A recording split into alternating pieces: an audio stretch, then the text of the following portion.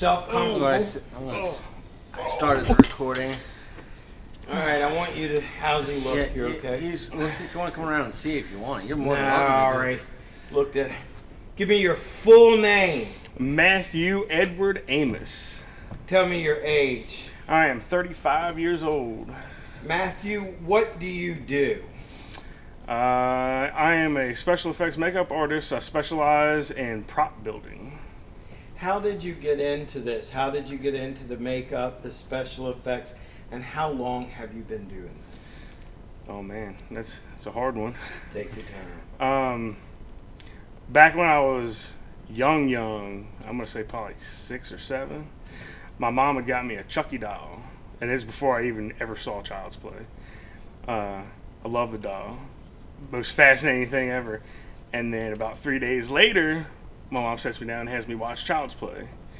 Terrified of the doll after that, but extremely fascinated with how it came to life and all that. So every time I watched a movie or something like that, especially like Swamp Thing and Creature from the Black Lagoon, watched my grandfather, I was fascinated because at that point I knew it's not real. I was fascinated, how did they make this look so real on camera?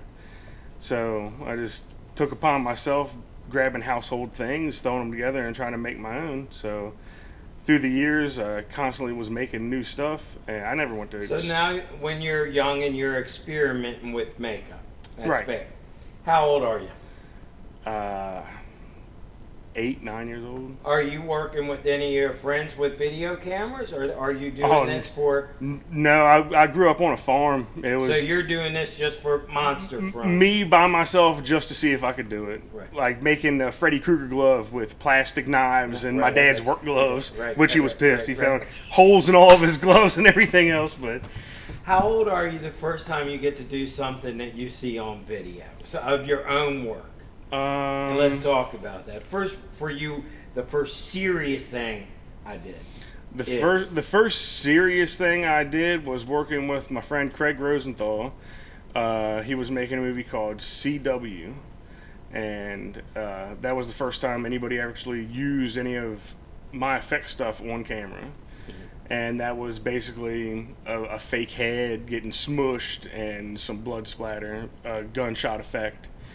Which with that, it was literally, I took a metal washer that you'd use for bolting something together and super glued it to a condom full of blood underneath the shirt, and with a piece of fishing line pulled it and blood popped.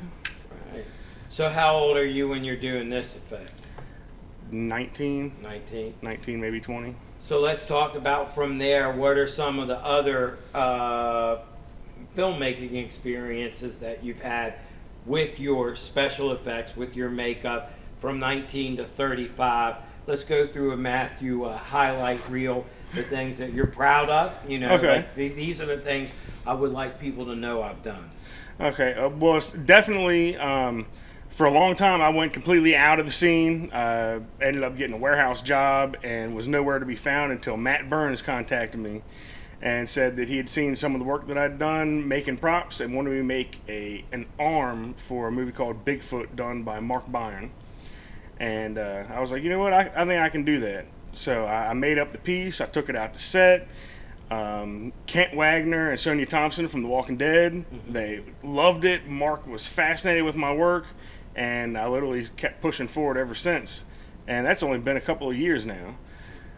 Since then, I've worked with Mark again on Remnants. I worked with Mark doing Brazen Impact.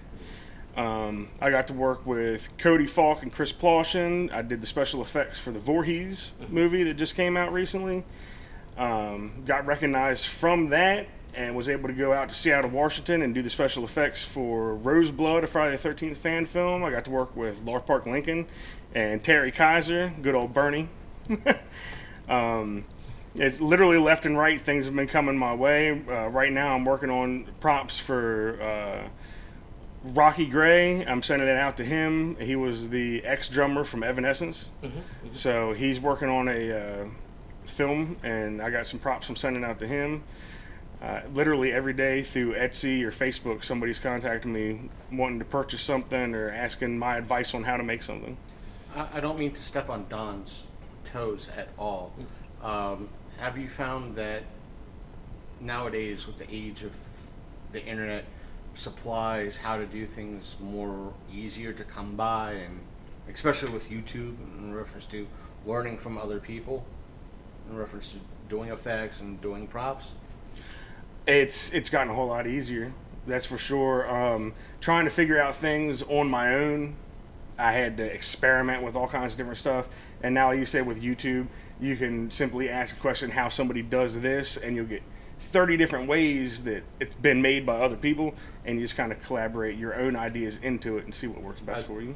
For Don's sake and your sake, the reason why I say this is because you're more into the I won't say hobby, but hobby industry, so forth and so on.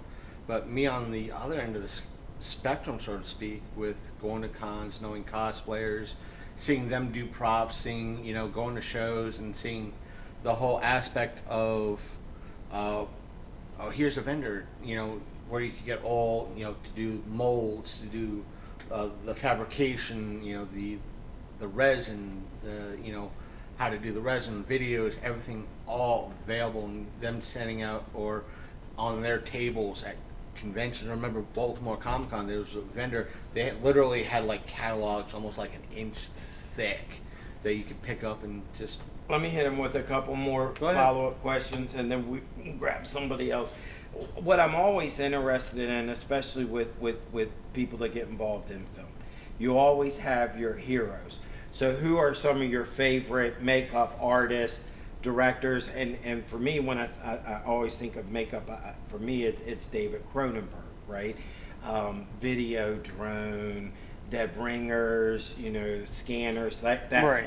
I'm not even sure who the special effects artists were that worked on those films. I used to know, but there's that consistency with the director. So who are some of your favorite directors and effects artists? Definitely, director-wise, would have to be Wes Craven. Nightmare on Elm Street was a huge one for me. Like, Freddy Krueger was always my favorite. Aside from that, I can't remember the director's name of the original Texas Chainsaw Massacre. Tobe Hooper, isn't it? Yeah. Tobe So, Hooper. yeah. That's it. Hooper. Just amazing directors. They had great minds. They thought outside the box and brought things that nobody would ever imagine to screen. And as far as effects artists, it would have to be like my number one's Tom Savini. I've taken a lot of stuff in from watching documentaries and such. I have his books. It's everything he's done pretty much put light on. If I had an issue with something and I couldn't figure it out, I would always reference back to Savini's work, and it would give me an idea of where I was going and what I was trying to accomplish. Let me ask you one more question, and we'll try to get Jennifer down here. You're 35, younger. I'm 55, 20 years. So for me, cinema is analog, right? Old school special effects, old school makeup, old school application. But now you have this digital effect that can do a lot of stuff that used to be hours long hand painting. Right. Where do you lean on that? Are you more interested in the hands-on and the old school? 100% on old school. Old school. Yeah, I don't touch digital effects. If somebody wants to take a work that I've done and spice it up because I've done something that wasn't quite exactly what they wanted, that's fine. But looking at all the old 80s films, if you look at new age stuff, even as far as just a gunshot wound on somebody, you can tell if it's digital or not. Right. If you use practical effects, it looks real. Right. So I'm all about the practical effects, and I don't mess with the computer at all. And that's the thing. I don't mean to take up more interview time. I know you want to do a bunch of other interviews done. It's just that, as someone stated, it's hard to, with digital, it's hard to or show weight when it comes to like a werewolf or an object. Yeah, plus, granted, you have some movies that have CGI that still kind of hold up. Maybe, for example, Terminator 2, The Last Starfighter.